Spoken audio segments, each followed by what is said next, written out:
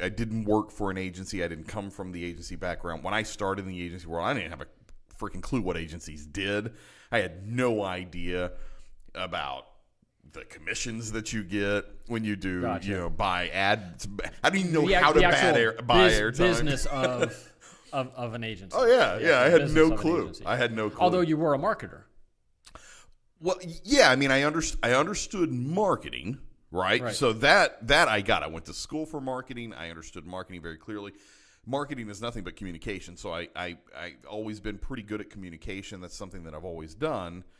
But the intricacies of the industry, buying airtime, I didn't even know that you did that. I didn't even know how you did that.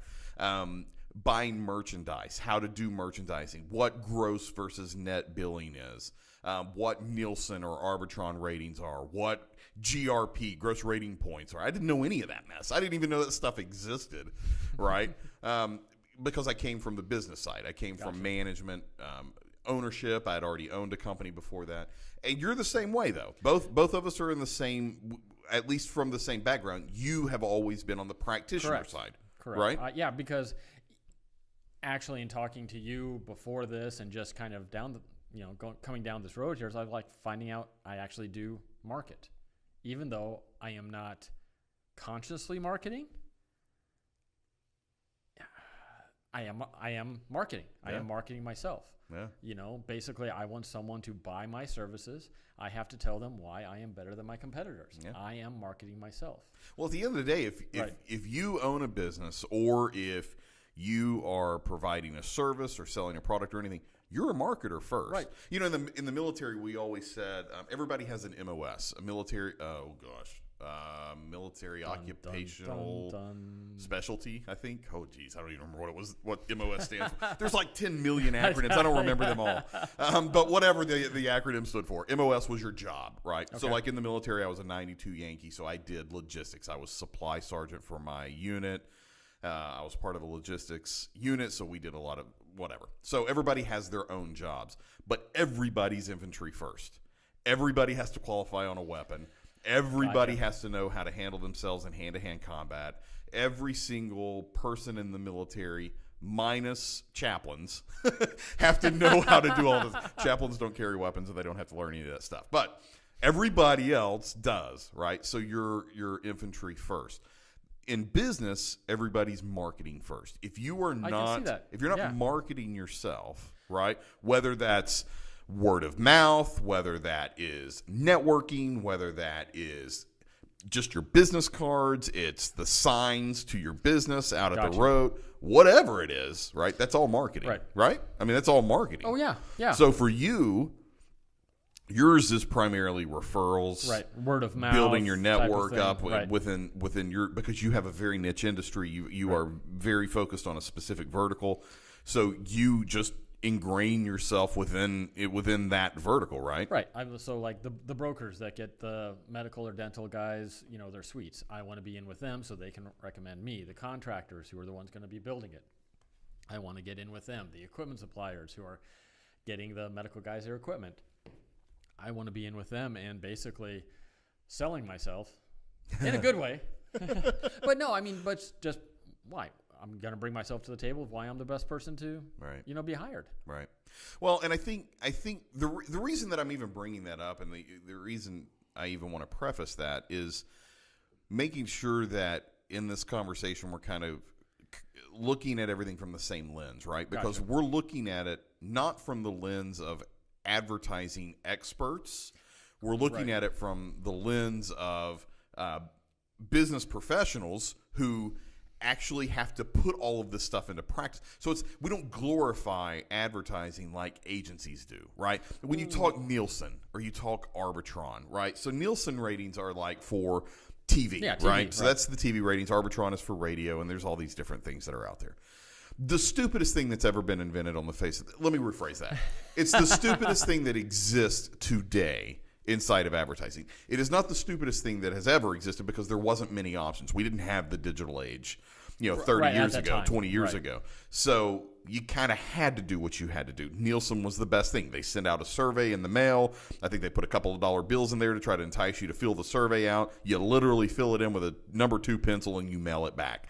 That's how Nielsen gets their ratings. So they say your survey is, okay, what do you watch on Mondays at 6 p.m.?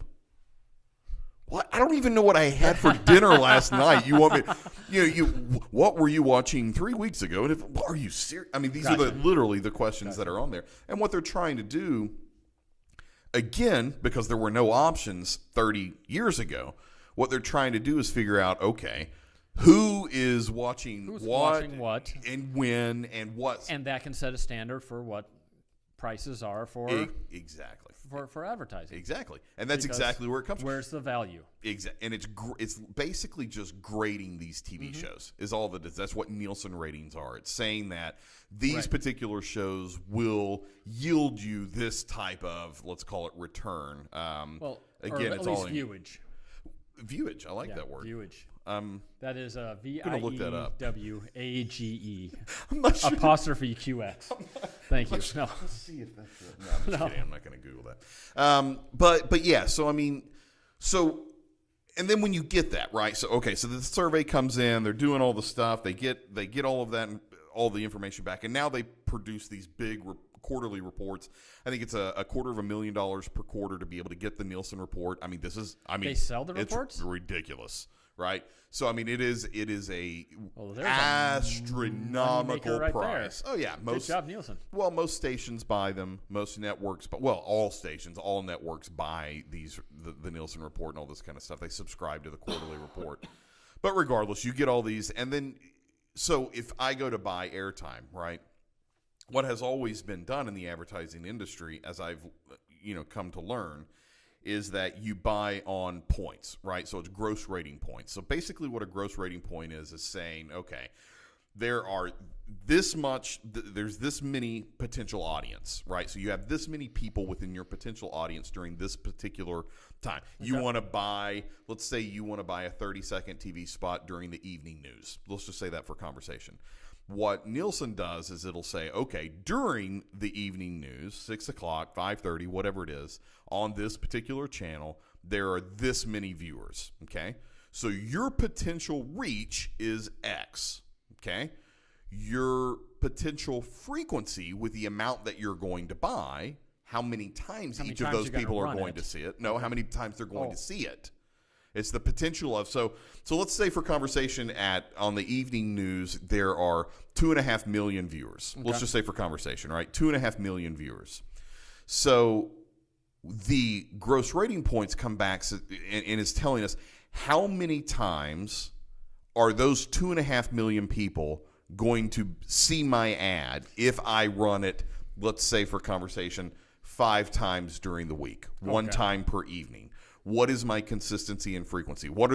How many times are they going to be able to see it? So we're buying those points, this grade that says that ad buy at that particular time earns this particular point value is basically what that's saying. Just sitting here explaining that gets complicated. Because then there are 30 different other dimensions that go in that. The demographics, the geographics. Today with the digital world, we have psychographics that get involved. So where are they at? How much money do they make? What are they? So you're gotcha. And especially when you're buying cable, you have just unlimited number of stations that you can buy from. So you've got to match your demographic to that particular station, that right time, all this kind of stuff.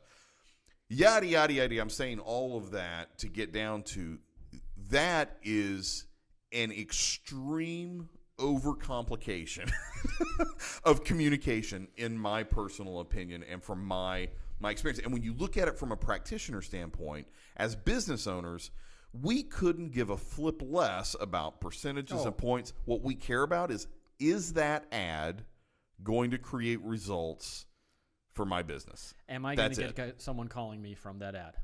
Is it going to produce value? Exactly. Right?